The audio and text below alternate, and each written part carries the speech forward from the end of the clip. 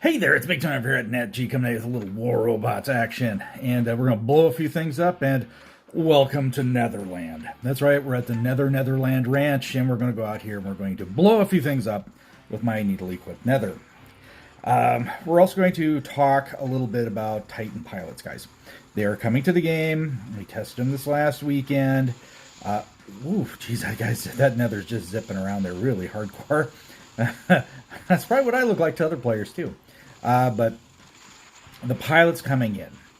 So a really good video here this last week, or yeah, start of the weekend, by Predator. He was talking about the pilots, and Pixonic had gave their justifications why they're doing it. That they see how we diversify and build our bots. They'd like us doing the same thing with our Titans. So basically, they're coming up with beefed up versions of pilots for our Titans, and it looks like Titan pilots can get up to like level 100 versus like level 60 for the regular pilots. So, and we're going to be using platinum in the currency base, and so it'll be gold and platinum versus right now where it's just gold that you can spend on standard pilots. So Titans are going to get a lot tougher, guys. I don't know if they plan on nerfing some aspects of the Titans so that the Titans don't go overboard with these new pilot skills, or if they're just going to do that after the fact. Looking at how Pixonic does things, I am guessing they will probably do it after the fact, and then they will, have to reel it back in a nerf later on. And my cat's probably going to crawl right up on my shoulder here. You can see her right on my shoulder back there. Aren't you just a little doll? You can see right there. There she is. She's... Oh my gosh, you're making things very difficult, cat. Okay, let's go ahead and work on this right here. Lost my train of thought. Okay, back on par with the Titans. We never asked for this. That's the one thing Predator had said. We never asked for this kind of thing. And you are absolutely right. We never did. But then we never asked for a lot of things in the game. So it isn't going to make a hill of beans on what we ask for or what we say about it. It's going to be how we adapt to it. So I'm just getting ready for it. I'm going to save up a little platinum here and there. And I'm going to do what I can with what pilots we can get. And it sounds like they're going to be all legendary pilots. There are no standard pilots. So there's going to be no cheap options when it comes to Titan pilots, guys. They're going to be expensive. So that leaves us with, that's going to leave us with a big issue, a big change on the battlefield. So get ready for it. It is a-coming, and it's going to be here sooner than you think. You got update 9.1 coming up. I'm pretty sure it's going to drop right along those lines. So we will definitely be seeing the Titans beef up their game quite a bit. Now, one of the good things might be is some of your older Titans, say your Kid, the Arthur, even the Nodens, which just got a little bit of a buff that we're looking at for the next update, will probably fare fairly well with these new Titan pilots. So that might be a positive thing. So you don't have to go out there and get the newest and greatest Titan every time that it drops, but your over-the-top Titans, your new meta ones, are always going to be that much farther over the top. So that's one thing. Man, I'm just zipping around, just blasting on things. Now, I have finally got the hang of this when I do, I kind of get that shot lined up on them with my special ability. And that is an EMP blast. It's like having a whiteout drone. And I get to do at least a limited base EMT blast on them along with some damage. And I tell you, it really, really, really, really is a beast of an ability. Definitely the Nethers are, I kind of wish I would have leveled this up a little sooner. But it definitely has solidified itself as a potent member of my hangar. Just like the Kepri. The Kepri rotates in and out of my hangar on a weekly basis. Whether or not I show it on the channel or not, I do play it on a weekly basis. Because it's really fun. And I think even when this gets nerfed into reality, and it will, it'll still maintain a very solid spot in my hangar. Alright, let's go ahead and just keep moving here. Man, just tearing these things up. I am so glad I moved my needles from my angler over to the Nether. Took 3 of them and moved them over here with the 4th one, and this is just a little monster. I'll tell you what, the armadillo drone getting kills left and right here and capping beacons. This thing is getting monster defense as far as damage resistance points. Now, I do have this set up that, I have, stubborn defender or something like that, stubborn pilot or whatever it's called, where you get extra defense points when you get down to about 30% of your, of your hit points. And of course, I got Adamant Guardian. I've got the Invulnerable Raider. So at times, this thing will have well over 100 defense points. This thing at times has more defense points than my Fenrir. And that is, my Fenrir is a damage soak monster. This thing is just as good. And of course, I've got the Wolfie pilot. So every time I use its special ability, he starts repairing. And that is a very solid thing for this particular bot. Okay, here we go. Let's go after him right there. We'll give it a little tear him up. Let's get a Titan killer. And boom, Titan Slayer. No, love it. Now, we are going to have the 2 new pilots coming into the game. One of them is kind of a sharpshooter, and the other one is for the Crisis, giving it basically a quantum radar and more damage. Or one gives quantum radar, the sharpshooter, and then the other one gives more damage. It looks like we got 2 pilots that kind of balance each other out so that you can have a lynx that'll hunt the Crisis. They're kind of building it that way, that the Crisis is going to be pretty potent against most bots, but they're going to want to kind of steer you towards using a lynx to go after them. Of course, you can always use a Yang Li pilot, because you got Yang Li for, of course, the Ao Jun, and you also have it for something. Let's go ahead and change this real quick. Let's go. I don't have Quantum Raider on here. I wanted to get another shot on that Loki as he's running for his life, but we got this one wrapped up. I was kind of hoping I should keep one of my bots with Quantum Radar on just for this effect. But definitely, there's big changes coming in this next update, and it's not going to be earth-shattering. It's not going to end the world, but it definitely is going to change how you have to play your game. 8 kills, 8 beacon caps, 4 million points of inflicted damage, and 1.6 million in silver. Thank heavens for VIP. All right, let's go ahead and hop into another match, and then we'll wrap this one up for you guys. Alrighty, guys, here we go. Let's go ahead and hop into it. We are on the lunar map. Love the lunar map. Just the lunar map is just fun to play on, especially for this particular bot. It just rocks. Okay, what we got behind us here? Looks like we got corrupted fab. We got some weird builds back there. Okay, let's put the weight of the world on our shoulders. Let's if we're gonna get a victory, let's get it. Let's go out and take it down. All right, someone had, look at that back there. Yay, look. Oh, man, yeah, he's got the freeze. He's got the hells on there. It's not a good sign, folks. Someone had pointed out in one of my, in the comments on one of my videos that, like the nuclear amplifier had been removed from the chests and is now only in the store for purchase as a gold item. You have to purchase it with gold.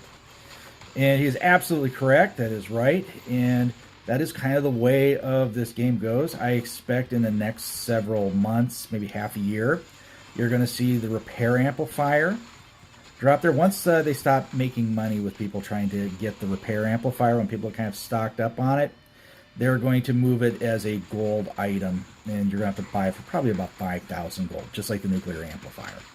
Or maybe a little more, because it is a seriously essential type, module for your bots if you're going to be in upper league gameplay. But someone pointed that out, and I thought, yeah, maybe I should address that here and just talk about it just a little bit.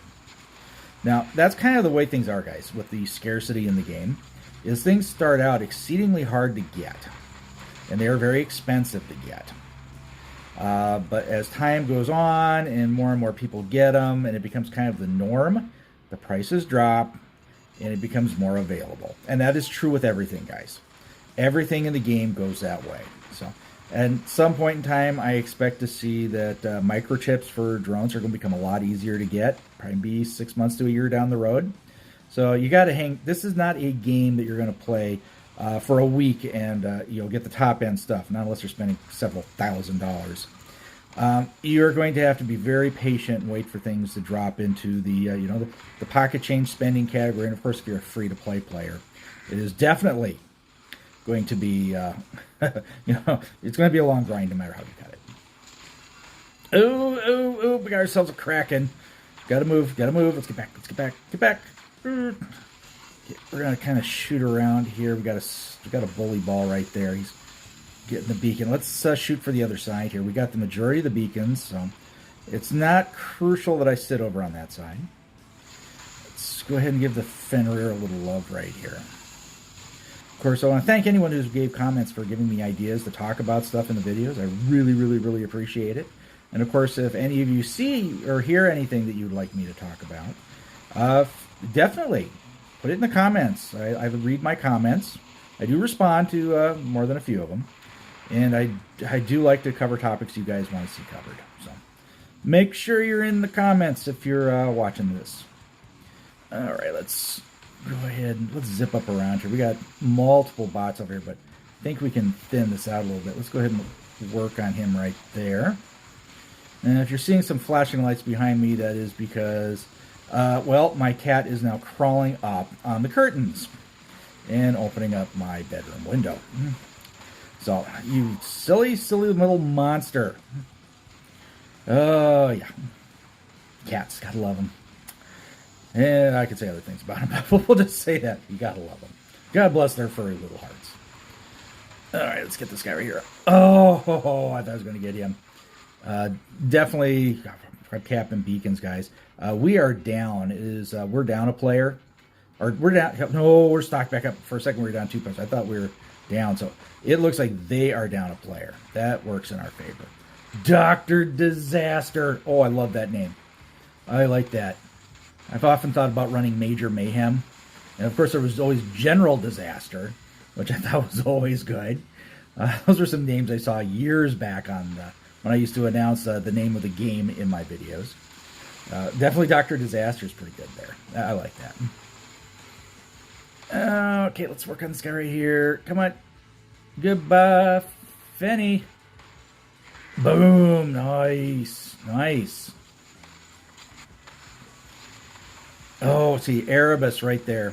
In the day, you have to run those as a long-range sniper. Kind of like the Behemoth, but they're worse. Because this is what happens when something like me comes up that can penetrate the shields, or I have a bot that can zip right inside the bubble, basically, and get right in their face. Erebus is just not a great beacon defender and not a capper. It is a strategic sniper. And it's kind of the role that the Crisis is going to sit in as well. And it'll be pretty good to start with, but it'll eventually get nerfed back. And it'll be probably in the same position as the Erebus in a year down the road. We'll see. Well, you never know, too. Behemoth turned out pretty decent. But wasn't right from the get-go. A little too slow, a little too squishy. But now it's the Ardent Behemoth. It's pretty monstrous. All right, let's go ahead and work on this right here. We got man, people are just... This match has got plenty of Fennies in it. A lot of Fenrirs here. Makes me want to drop my Fenrir. But you know what? We can use the Nether to hunt him. I mean, this guy here is beast. He's got the Cryptic Fenrir. He's got the shotgun build. I'm sure he's got the Bernadette Wolf Pilot. And you can see he's got the Paralysis Drum, which gives him more defense points every time he uses it. But we're going to be able to chew it up and get out of there. Okay. Definitely... This is a killer, guys. This is a monster build. So, it'll be entertaining to see what it looks like in about 6 months when it gets nerfed. Okay, man, this is just a brawl. Love it. Love a good brawl. And I've noticed, too, I haven't had many crashes here. I'm not running the Angler version of the... Oh, nice Slayer right there. Have not been running the Angler... harpoon build, and that's kind of helped. I also noticed I got hard hacked the other day. A guy, I was getting one shot killed with rust rockets. I mean, one rocket would hit me and I'd die. So I know it was a hacker. And I angled in to get close to him with another bot, and since I started getting close, boom, my game shut down.